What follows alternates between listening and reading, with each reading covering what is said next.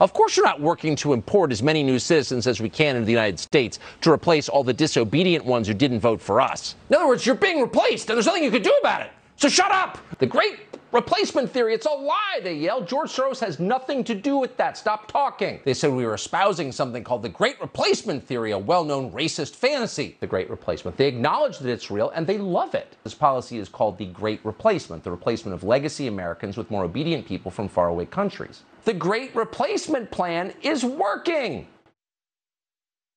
Okay, so that was bigoted dorklet Tucker Carlson talking about the great replacement theory, which was part of the motivation of the racist mass shooter in Buffalo who claimed the lives of 10 victims, mostly African Americans in that neighborhood. And a lot of folks are wondering how he became radicalized. Yes, he was on 4chan. Yes, he had a manifesto, but he referenced this theory, the great replacement theory, multiple times. And you can look no further than Fox News on any given night and Tucker Carlson's show to either ironically or unironically espouse and defend the great replacement theory, not only for what it is, which is racist, but also saying that it's not racist to claim, and again, if you don't know, the idea that Democrats are somehow replacing Republican voters with Democratic voters by allowing immigrants into the country, by encouraging people of color to have kids, I don't know, for existing, whatever it is. But that was just a few examples from Tucker. The New York Times recently did this whole interactive thing on their website where you can really, if you really want to do a deep dive into Tucker's rhetoric, you can. And here's what they found about the great replacement theory in more than 400 episodes. He's amplified the idea that Democratic politicians and others want to force demographic change through immigration. So every single little yellow square there is a time that he discussed it. And below every yellow box is, every single yellow box altogether totals more than 50 hours, according to the Times. And if you're thinking, okay, well, maybe it's a stretch to say that Tucker and this shooter have similar language, let's do a little side by side, shall we? This was put together by Pettiest Praxis, or Eon Higgins, excuse me, retweeted by Pettiest Praxis. And on the left, you have, I believe is Tucker Carlson saying, when confronted or pressed for details, retreat into a familiar platitude, which they repeat like a Zen koan. Diversity is our strength, but is diversity our strength? The less we have in common, the stronger we are? Is that true of families? Is that true of neighborhoods or businesses? Of course not. Then why is it true of America? Nobody knows. Nobody's even allowed to ask the question, even though you just effing did, dude. And then put that next to part of this piece of the manifesto from the mass shooter in Buffalo. Why is diversity said to be our greatest strength? Does anyone even ask why? Same rhetorical question. It is spoken like a mantra and repeated ad infinitum. Diversity is our greatest strength, diversity is our greatest strength, diversity is our greatest strength, said through the media, spoken by politicians, educators, and celebrities, but no one ever seems to give a reason why. What gives a nation strength?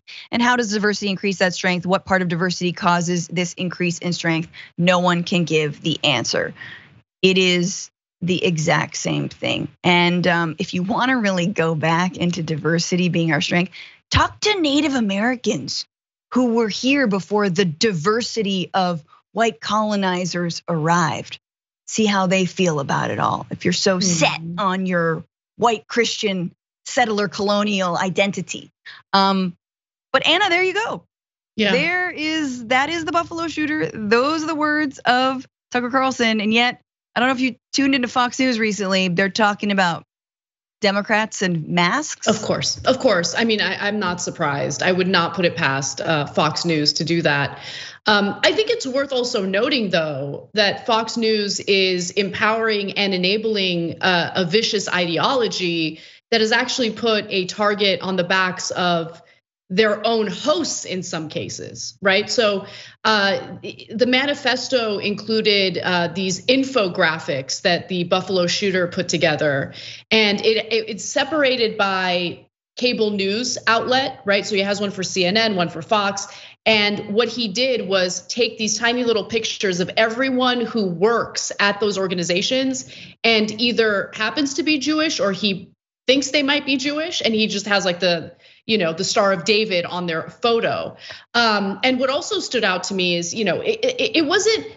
it was a horrific document that mostly focused on his hatred for Black people, but it was also anti-Semitic. And there were huge sections dedicated to his anti-Semitic ramblings. And he decided to characterize Jewish individuals in different ways. And what stood out to me was he even included a section called The Rat and included a picture of Ben Shapiro. And just absolutely disgusting stuff, right? What I also noticed though was Ben Shapiro's subreddit was already providing cover for the guy. That doesn't mean Ben Shapiro himself was doing it. It's people who post in that subreddit who happen to be fans of Ben Shapiro, but already like trying to blame the left for it, like trying to figure out, okay, what's the right narrative to skirt any responsibility for the hateful rhetoric that has led to this insane paranoia among, a lot of young white men. So, and the other thing I want to note is Tucker Carlson, without a doubt, and there's just so much evidence, spouts these insane conspiracy theories. However, even if you get rid of Tucker Carlson, I think it's important to understand the shooter became radicalized online through these online message boards. Okay, 4chan was named I think multiple times in his manifesto. And so what Tucker Carlson really does do is kind of mainstream those conspiracy theories, right? Yeah. Because this is the most watched show on Fox News. Fox News, unfortunately, is the most watched cable news outlet in America.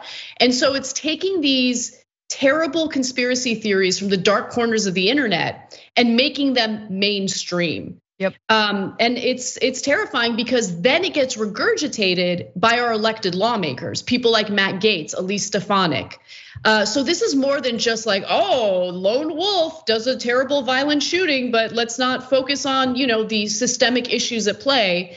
Let's just pretend like it's a lone wolf. It's not a lone wolf. There's an entire infrastructure in place to help propel this kind of ideology.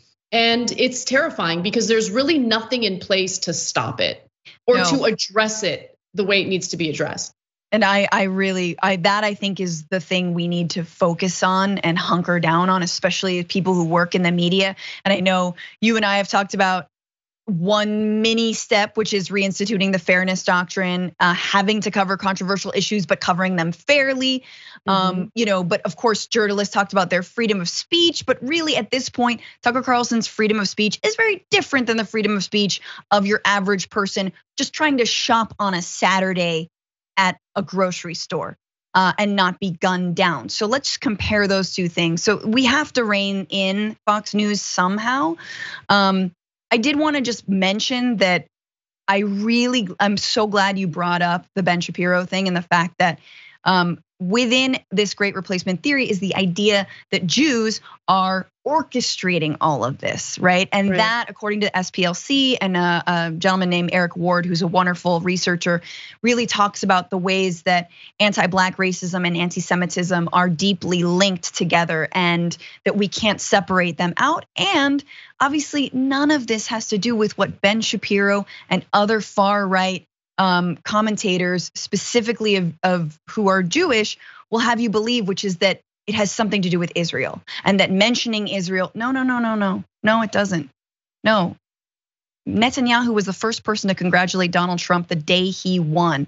Also the day he won, white supremacists, anti-Semites toppled Jewish headstones in a Jewish cemetery.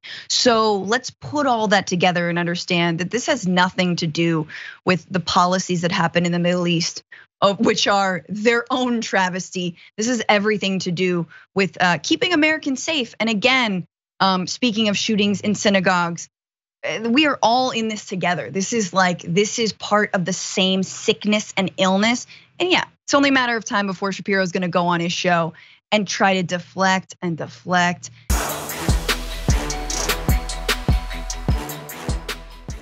Check out the Damage Report podcast each day, wherever you get your podcasts, whether Pocket Casts or Stitcher or iTunes.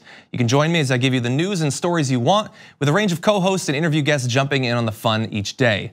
Again, that's the Damage Report, wherever you get your podcasts. And if you get them at iTunes, don't forget to rate and review. Sometimes I'll read them live on the show.